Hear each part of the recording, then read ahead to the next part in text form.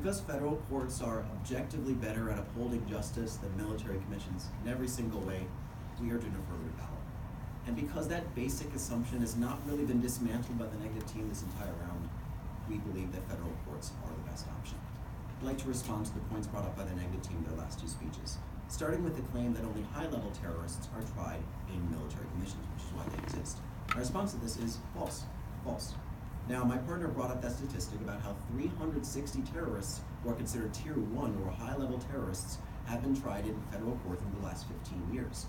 The negative team made a response saying that it was like international terrorists only, but did not provide any proof or explanation for that claim. That was simply speculation. As it stands right now, we have proven that a significant amount of high-level terrorists have already been tried in federal courts, so we can assume the system will be able to handle high-level terrorists after we pass our plan.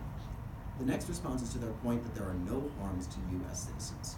And they were talking about the idea of how we didn't provide enough numbers to our case. We have three responses to this. And what are these harms? First is no closure. No closure. Throughout this debate, the negative team has been assuming that closure is not in and of itself an important point. And I just set my timer for 2 minutes too much, so I'm going to switch it. And so they're assuming that closure is not a significant issue when in fact it is. That was one of the primary problems in the system we outlined, and we stand with it today. The fact that 5 people who were conspiring with the 9/11 attacks have not been held to justice. That is a severe problem. The second response is international cooperation lost. Now, my partner addressed this briefly at the end of her last speech, but I'd like to bring up a quote from William Finnegan, who explained the situation on May 15th of 2017. This was the evidence that the negative team also referenced. Quote, "It is clear that the military commissions at Guantanamo have failed miserably. Many successful terrorism prosecutions in recent years have followed extraditions or transfers to the United States that would not have occurred if Guantanamo and its military commissions had remained an option. Our counterterrorism partners, including the United Kingdom, Canada, Germany, and the Netherlands, refuse to cooperate with extradition requests unless suspects will be tried in federal courts." Unquote. And that's a severe thing that is lost through the process of military commissions. When military commissions would be the ones used to try these foreign terrorists, those countries would not cooperate with us, showing a clear advantage to federal courts. And because of that, I'd like to move on to that next point, which is talking about how there are no unresolved numbers of commissions, saying about how we can't provide those numbers about how many people are tried in military commissions. My first response to this is withheld information.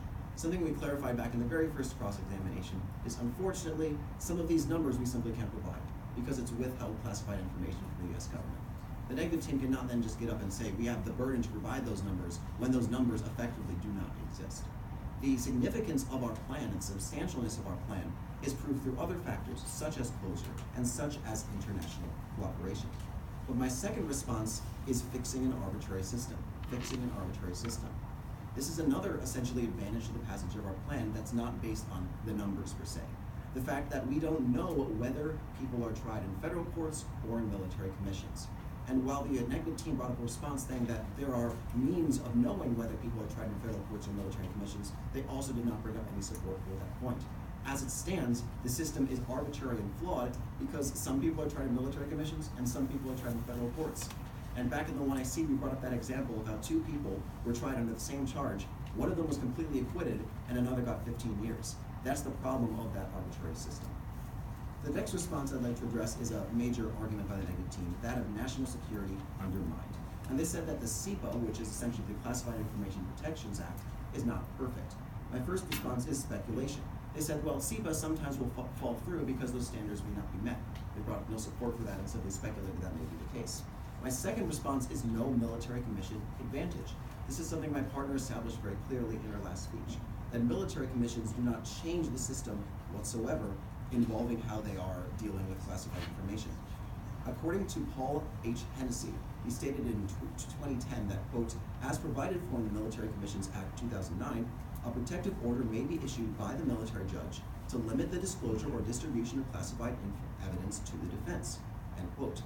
And so essentially, even if they prove that there are problems with federal courts handling information, there is no advantage to military commissions, and there's nothing that is gained by using military commissions instead.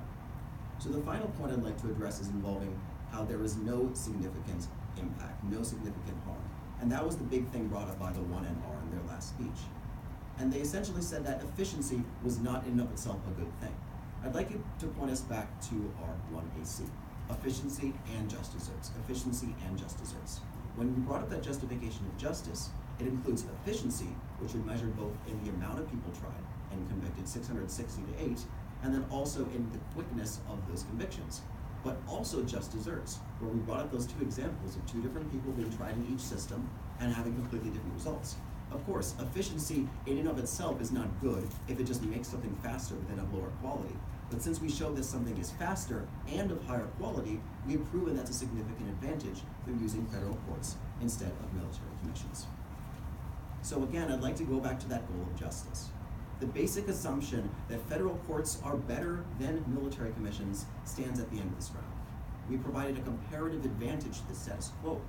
We have demonstrated a substantial harm and substantial advantage by illustrating how the issues of closure and international cooperation are lost in the current system. Because we ask you to stand with that goal of justice and stand with federal courts, we urge an affirmative decision.